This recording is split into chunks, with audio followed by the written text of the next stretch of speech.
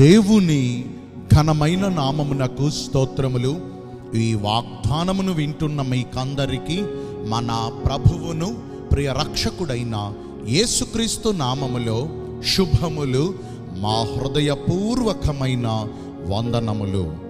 ఈరోజు మీ కొరకైన దేవుని వాగ్దానము కీర్తనలు గ్రంథము 136వ కీర్తన 23వ చరణము.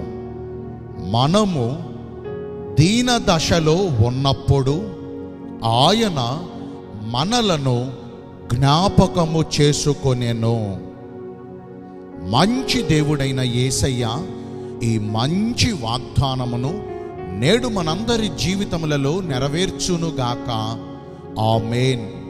ఈ వాగ్దానాన్ని మనము పరిశీలిస్తే, మహోన్నతుడగు యెహోవా దేవుడు మనకు ఆశ్రయమును, మనకు దుర్గమునై ఉన్నాడు. ఆయనే మన కోట, మన కొండ. ఆయన మనకు ఆపత్కాలము ఎదురైనప్పుడు, కష్ట సమయములో మనమున్నప్పుడు ఆయన ఒక్కడు మాత్రమే మనము నమ్ముకొనదగిన సహాయకుడు. మనుషులెవరైనా మన పరిస్థితులు బాగున్నంత వరకు మన చుట్టూనే తిరుగుతూ ఉంటారండి. మన క్షేమస్థితిని కోరుతూ ఉంటారు. మన ఆర్థిక రాబడి బాగున్నంత వరకు, మన పేరు పలుకుబడి బాగున్నంత వరకు, మనము అందరికీ నిండుగా కనపడుతున్నంత వరకు అందరూ మనకు బంధువులే. ఎక్కడ లేని బంధుత్వాలు కలిపేసుకుంటూ ఉంటారు, ఎక్కడ లేని చుట్టరికాలు కలిపేసుకుంటూ ఉంటారు. అయితే నిజ స్నేహితులు ఎవరంటే, మన పరిస్థితులు బాగోనప్పుడు కూడా, మనము నలిగిపోతున్నప్పుడు కూడా, మనము కష్టాల వెంటబడి వెళుతున్నప్పుడు కూడా, అందరూ మనకు దూరం అయిపోతున్న ఆ పరిస్థితులలో కూడా ఎవరైతే నమ్మకంగా మన పక్షాన నిలబడతారో వారే నిజమైన స్నేహితులు. మరి ఈ లోకములోనే కానీ మరి ఎక్కడైనా కానీ అట్టి నిజమైన స్నేహితుడు మనలను విడువక ఎడబాయక శాశ్వతమైన ప్రేమతో ప్రేమించగలిగిన నిజమైన స్నేహితుడు ఎవరైనా ఉన్నారా అంటే ఈ పరిశుద్ధ గ్రంథం మనకి పరిచయం చేస్తుంది.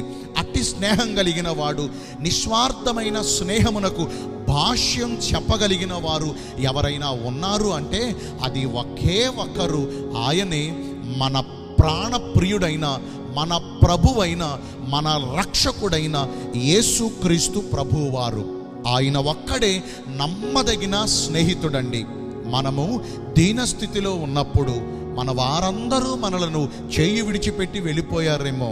ఒకవేళ అలాంటి సందర్భాలు ఏదైనా మనకు ఎదురై ఉండొచ్చేమో మన జీవితంలో. అలాంటి పరిస్థితులలో కూడా మన చుట్టూ ప్రతికూల సందర్భాలు, ప్రతికూల వార్తలు, ప్రతికూల పరిస్థితులు చోటు చేసుకుని మనలను కృంగదీసి, ఒక్క మాటలో చెప్పాలంటే మనము అనాథలుగా మిగల్చబడిన పరిస్థితులు మనకు ఎదురైనప్పుడు మనము కన్నీరుగా అరుస్తూ దుఃఖపడుచు, ఇక నా చెంతకు ఎవ్వరూ రావట్లేదు, ఒక్కదాన్నైపోయాను, ఒక్కడనైపోయాను, నా పరిస్థితులు బాగుపడేది ఎప్పుడు అని కుమిలిపోతూ ఉన్నప్పుడు కోర్స్ మన బాధ మన వారికే వెక్కసంగా వినపడొచ్చేమో, లేకపోతే మన కన్నీరు మన ఆప్తులకే బాధాకరంగా కనబడవచ్చేమో.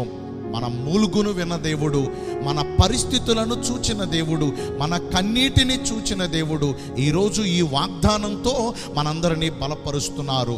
దీనస్థితిలో ఉన్నారా? కృంగిపోకండి. పరిస్థితులు బాగోలేదని వేదన పడుతున్నారా? మీ ఆత్మలను నలిగిపోనివ్వకండి. మన పరిస్థితులను బాగు చేయ దేవుడు ఈరోజు నిశ్చయంగా మన పక్షమందు వ్యాజ్యమాడబోతున్నాడు. మరి దేవుడు మన పరిస్థితులను మార్చి, మనము దీన స్థితిలో ఉన్నప్పుడు ఆయన మనతో స్నేహం చేసి మన స్థితిగతులను మార్చి, ఆయన కృప సదాకాలము మనకు తోడుగా మనపై కుమ్మరించాలంటే మనము ప్రవర్తించవలసిన తీరేమనగా ఆయన దృష్టికి యథార్థ హృదయులమై జీవించాలి. దేవుడు యథార్థవంతులను కోరుకుంటూ ఉన్నాడు. ఆయన దృష్టికి యథార్థ హృదయులమై జీవించగలిగితే అట్టి వారిని ఆయన నిశ్చయంగా బలపరుస్తారు. ఈ రోజున నీవు చేసే భక్తి, నీవు నడిచే నడక, నీవు ప్రవర్తించే నీ క్రియలు దేవుని దృష్టికి యథార్థంగా ఉన్నాయా? అన్ని పరిస్థితులలో అన్ని వేళల ఒకే రీతిగా నిజాయితీగా నీతికి నిలబడి భక్తిని చేయగలుగుతున్నావా?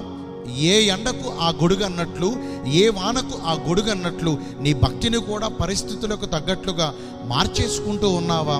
ఈ వాగ్దానాన్ని వింటున్న ప్రియ దైవ జనాంగమా, ఎవరైతే దేవుని దృష్టికి యథార్థతను కలిగి భక్తి చేస్తారో నిశ్చయంగా వారి పరిస్థితులు బాగోనప్పుడు ఆయన వారికి తోడుగా ఉంటాడు. మరి అట్టి యథార్థతను కలిగి మనమందరము భక్తి చేద్దామా? ఒక చిన్న ప్రార్థన చేస్తాను మీ అందరి కొరకు.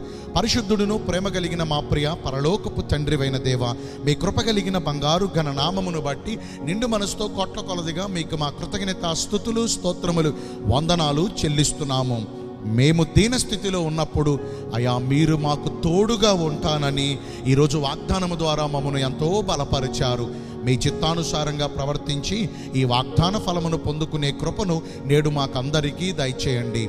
ఈ రోజున ఎందరైతే పుట్టిన రోజులను, వివాహ దినములను, ఇతరమైన శుభకార్యములను జరిగించుకుంటున్నారో వారందరికీ మెండైన దీవెనలు కుమ్మరించమని, మీ రాకడ కొరకు మమ్మను సిద్ధపరచమని యేసుక్రీస్తు ప్రశస్త నామమున ప్రార్థించి వేడుకొనుచున్నాను మా ప్రియ పరలోకపు తండ్రి. ఆమేన్. May God bless you all. Thank you.